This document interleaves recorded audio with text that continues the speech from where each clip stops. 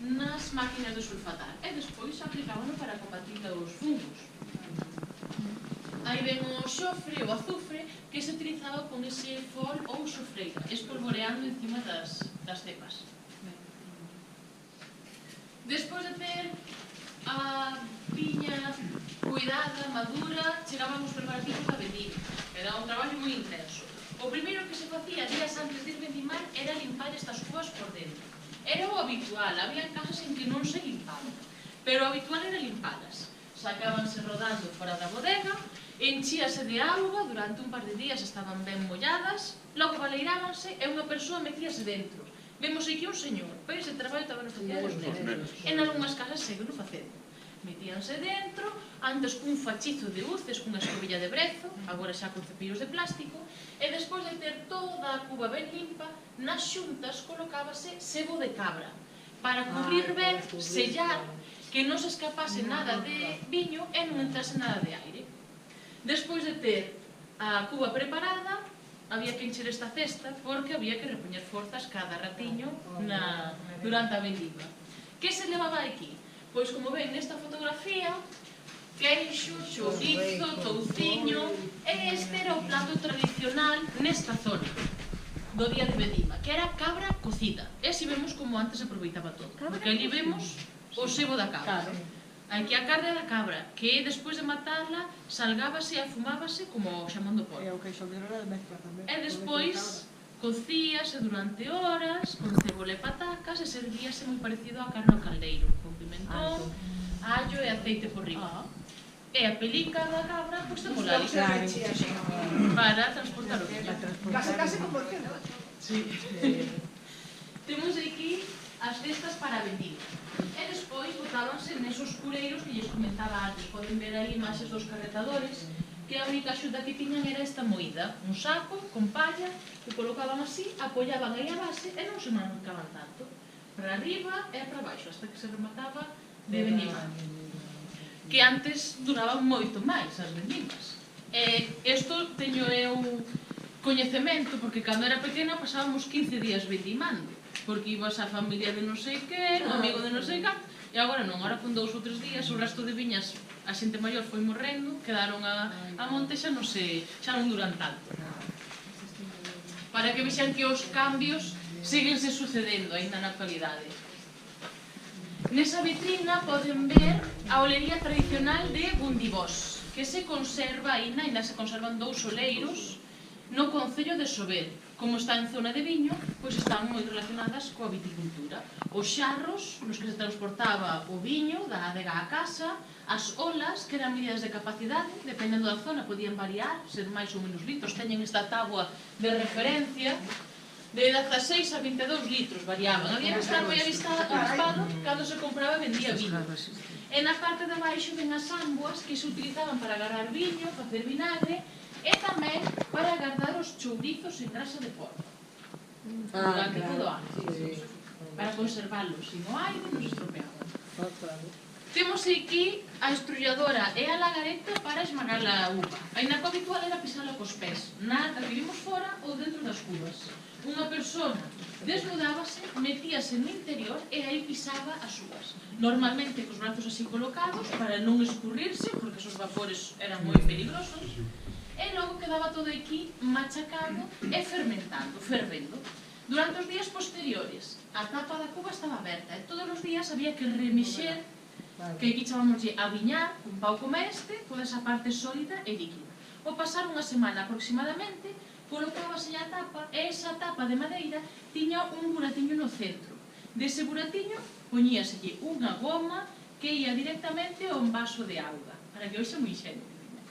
Por que se tiña metido nese vasiño de auga? Porque así víase como iba fervendo o viño, seguían saindo burbulliñas. Cando paraba, e non entraba aire na cuba, cando paraba de ferver, o que se facía era sacar ese tubiño, sellar completamente, deixar repousando o viño e ir probando cada día para ver como evolucionaba e cal era o mellor tempo para facer a trasfega.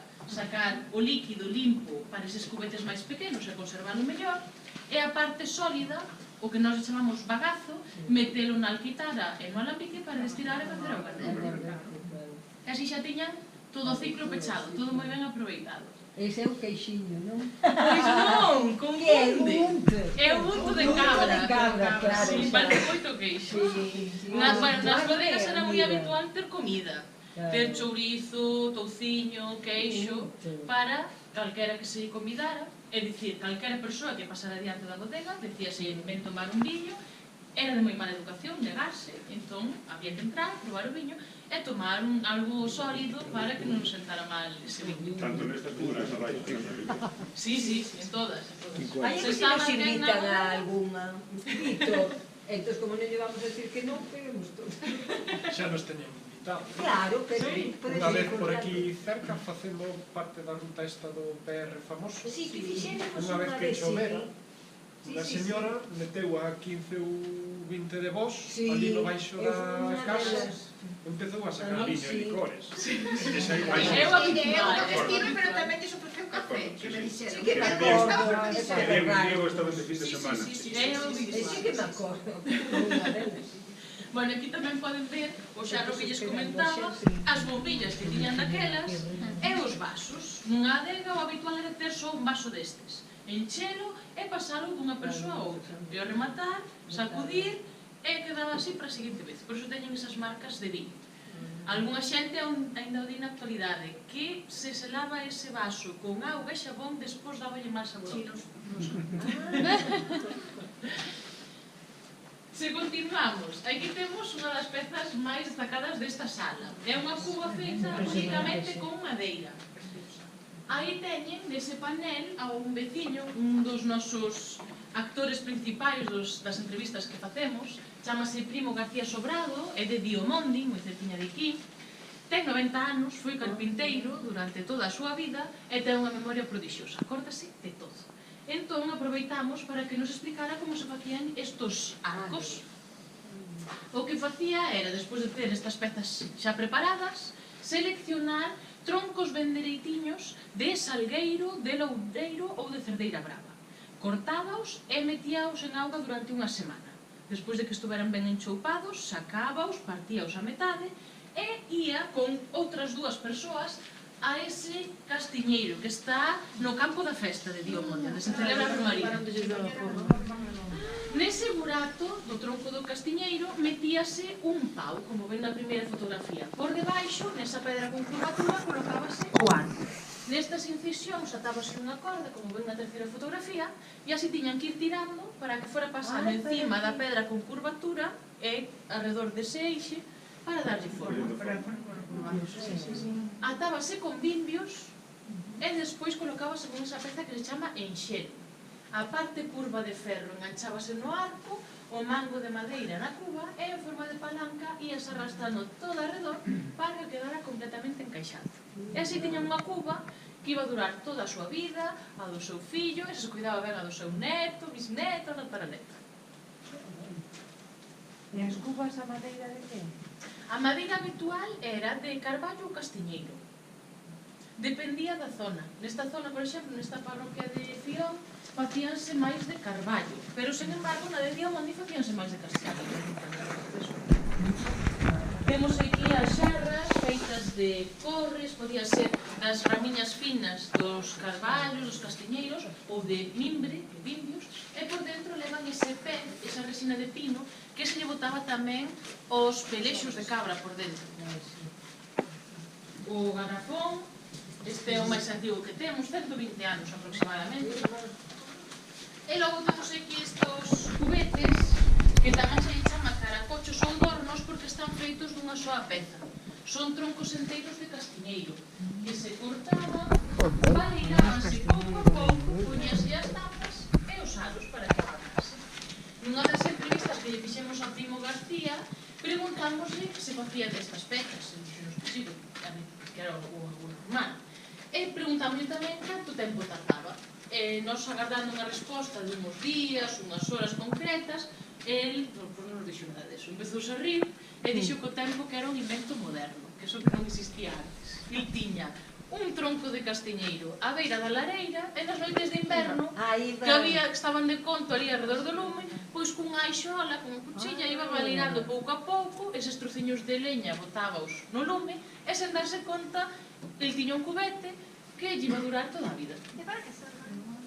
Para guardar o viño. guardar o Despois de viño. facer ali o viño, colocábase así, como ese. Claro, Por a parte de arriba botábase o viño, tapábase, sellábase e por ese corcho dai íase sacando o viño para beber. Aquí teñen a bota do viño, a cantimplora de madeira e agora xa nos imos para a esquina.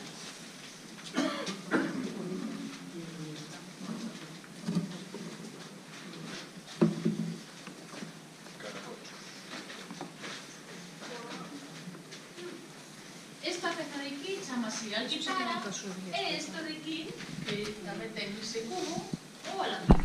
A alquitara é moito máis antiga. Na maior parte de lugares, exceptuando a zona de Porto Marín, cambiouse, substituouse por alambique, porque produce moita máis augardente e é moito máis fácil separar os diferentes grados de alcohol que saen por o pouquinho que se lle pon. Porque as primeiras gotas de augardente superan os 70 grados de alcohol. Vai pouco a pouco, diminuindo, e as últimas gotas, horas despois, teñen 30 grados aproximadamente, entre 30 e 35. En Porto Marín séguese a tradición de facelo con alquitara, en Semana Santa se chegan hasta ali, celebrase a feira da augardente, con moitos poteiros con esta alquitara no medio da praza, ofrecéndollos paseantes a probar. É unha das razóns que din os poteiros de Porto Marín de continuar con esa tradición de facelo con alquitara é porque sabe moito mellor que a augardente que se fai con alambique. Eu aí xa non me meto, que discutan os poteiros da alambique e da alquitara a ver cal lle sabe mellor. Nesta zona faise con alambique e vou explicar o proceso tal e como se fixo durante toda a vida, se segue a facer na actualidade. O cambio sustancial é sustituir a leña por gas, porque é moito máis cómodo. Levántase esta parte, o capacete, e no fondo do pote colócase unha capa de palla de centeo e por riba as varas que sobran de facer a poda na viña entrecruzadas. Xa temos esa cama e o que facemos é sacar o bagazo da cuba xusto despois de sacar o viño, que así está mollado. Bótase ese bagazo dentro do pote, o viño filtrase ao fondo e evita que ao colocar o lume se queime esa palla. Así que temos esa palla co viño, as ramiñas por riba e o bagazo. Tápase e selase con farelos, fariña de centeo sin tamizar mesturada con auga. Esa masa evita que por aquí se salga algo de vapor. O cubo énchese de auga fría e comeza o proceso. Lume, o alcohol evapórase, pasa pola trompa e polo serpentín. Ao estar en contacto coa auga fría condensa e sale un friño, como vimos aquí, de aguardente, que era a mellor medicina que había nas casas. Curaba todo. Desinfectaba todo. Dos de moas, de gorxa, de estómago e tamén para coller ánimos e enerxías polas mañás. Era necesario que se traballaba moi duro. E había que levar